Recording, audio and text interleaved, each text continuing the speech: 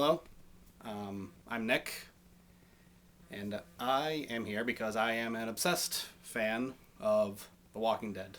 So much so that I'm actually watching it right now. There's Carol and Carl back when they were still nothing. I am so obsessed with this show that the Super Bowl is on right now.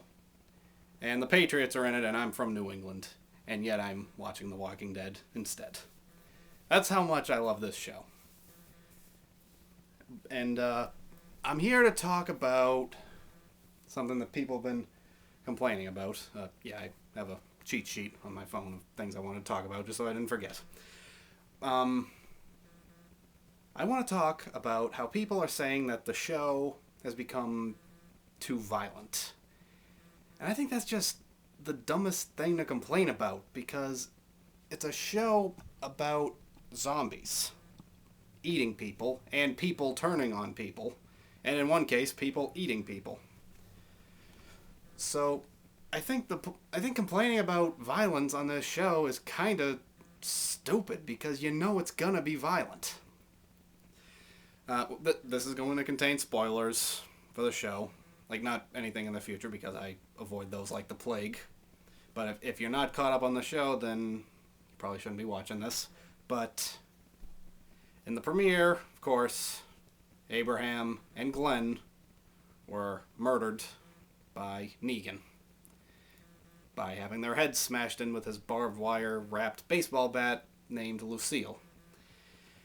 Now, we knew at the end of last season, when they pulled the meanest cliffhanger I've ever seen in my life, that somebody was dead. We knew at least one person was dead. So you had 6 months to prepare yourself to see someone get their head smashed in. Admittedly, the second one, Glenn, was kind of a curveball, but still. Why are you complaining about? What did you expect? What were you expecting it to be? What were you expecting, mashed potatoes to come out?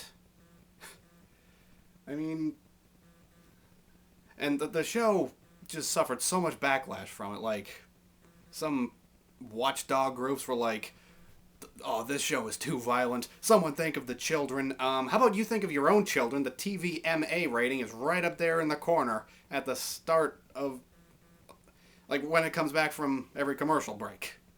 And there's a big warning right there in the beginning.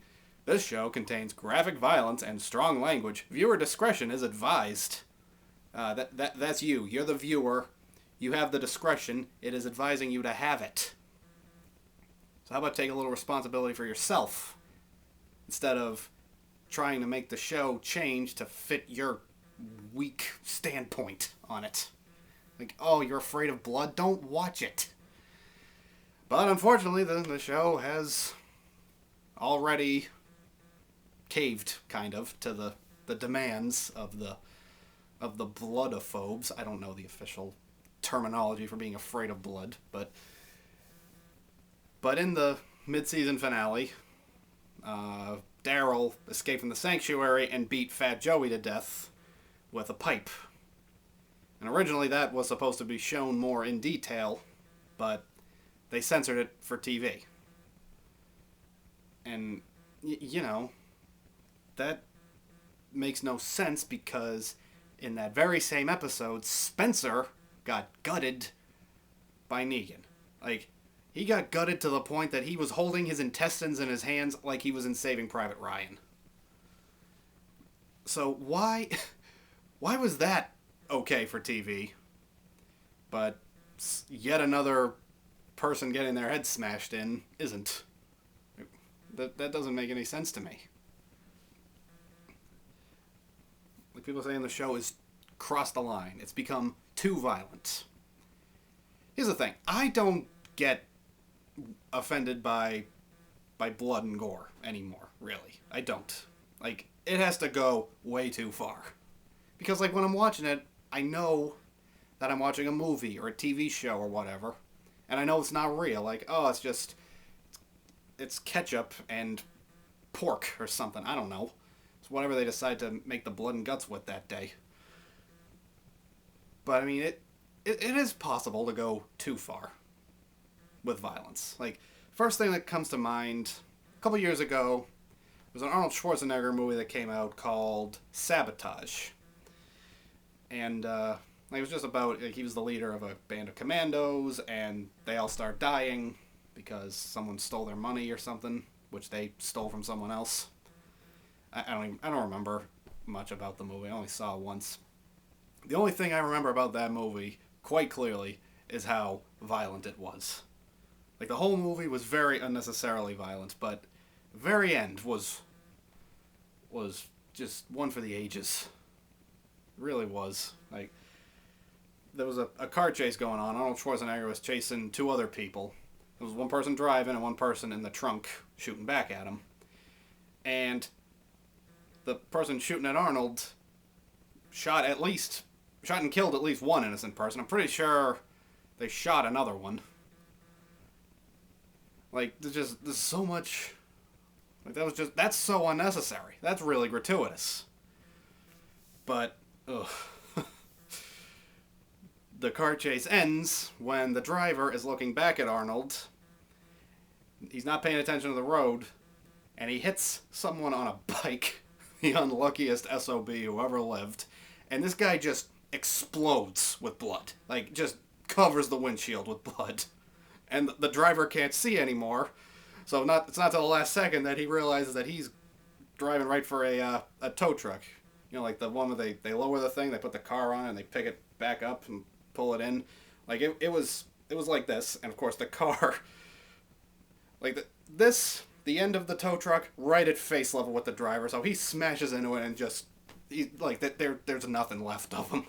Like, from this part up, there's nothing left of him. That was the most disgusting thing I've ever seen. That was too much. Because it was unnecessary. It was gratuitous. It seemed to be enjoying being as violent as it could possibly be. I didn't feel that with The Walking Dead when Abraham and Glenn were killed. Yes, it was violent. Yes, it was horrible and traumatizing and heartbreaking because I loved Abraham and Glenn. But it didn't feel gratuitous. It felt like it worked for the story. It's like complaining about this is like complaining about that James Franco movie 127 Hours, where, spoiler alert, although if you know of the movie you already know, it's he gets his arm stuck under a rock and he has to cut it off. When I saw that movie, I knew going in that scene was going to be tough to watch, and boy, was I right. But that's kind of the way it had to be. Just like Abraham and Glenn dying, that had to be violent. I mean, in 127 Hours, James Franco, he does cut his arm off. It's very slow. It's a rather long scene. I mean, I don't know, it's the longest, like 4 or 5 minutes at the most. But it's so violent. It's so hard to watch. Like, it was horrible, disgusting, gruesome, painful, agonizing. In other words, it captured what the real guy went through perfectly. Although I guess it would probably be worse to complain about that than The Walking Dead, since this actually happened to a real guy, and Abraham and Glenn are fictional characters. But still, though, like, the principle is the same. You know what you're getting into. And it's not really the show's responsibility, or the movie's responsibility, or whatever, to water itself down to make you feel better. Like, that's your problem. You should know what you can handle and what you can't. Some people can't handle violence, and that's fine. But, I mean, it's just, if it's too much for you, just don't watch it. I remember there was the first guy I saw, like, spearheading the movement to make The Walking Dead less violent. He admitted that he didn't watch the episode. He just read about what happened, apparently. I'm like, how... You're already not watching it. How about you just proceed as normal with your life and continue not watching it? Like, it's it's not your problem. It's not. But yeah, I mean, the show caved to these people, and going forward, it's going to be less violent. Like, the producers themselves came out and said it. At least Gail Ann Hurd, one of the executive producers, she came out and said that.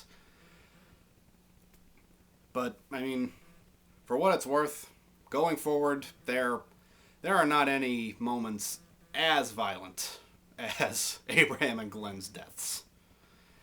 I'm gonna be talking about spoilers from the comics right now, so here's what I'm gonna do. I'm gonna take my hat off to talk about comic spoilers. So if you don't want to hear it, then mute the video. When I put my hat back on, unmute it. All right? Okay. So what we have to look forward to in the comics are 12 people. Well, that's what it was in the comics. It could be a different number on the show. Getting decapitated and having their heads put on spikes by a group of people just to mark their territory for Rick and his group. I mean, they're 12 characters that we know, like, we've met them. They're not all main characters. They're not even all really important, but you know, there's a few. Like, I'd say in the comics there were 2 big ones. I won't say them here, just in case, but there's some big ones. And also, this is probably the most violent thing going forward.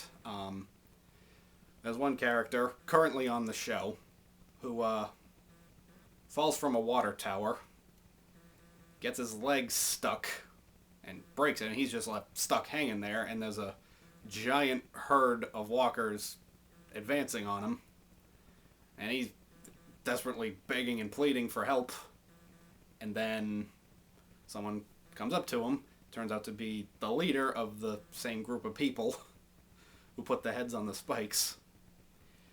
He stabs the one who's hanging right in the gut and just rips his intestines open. And he's left for the hurt.